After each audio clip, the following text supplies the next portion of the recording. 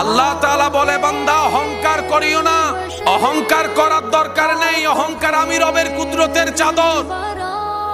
যে অহংকার করবে তার ধ্বংস অনিবার্য। বান্দা তোমরা কারো কল্যাণ দেখে, উন্নতি দেখে, পাওয়া দেখে হিংসা করিও না। হ্যাঁ, যদি তুমি শুকরিয়া করো, আমি আল্লাহ তাকেও দিয়েছি, তোমাকেও দিব। মনে রাখবেন, আমরা আমাদের পায়ে কুড়াল মারি। আপনার আশেপাশে আপনার পছন্দের অপছন্দের যেই হোক, কাউকে কিছু পেতে দেখলে মনে হিংসা আসার আগেই হিংসাকে পানি দিয়ে ধুয়ে দিবেন। সে পানিটা হবে রবের রহমতের পানি। আপনি সাথে সাথে বলবেন আলহামদুলিল্লাহ, শুনে বলবেন আলহামদুলিল্লাহ, দেখে বলবেন আলহামদুলিল্লাহ।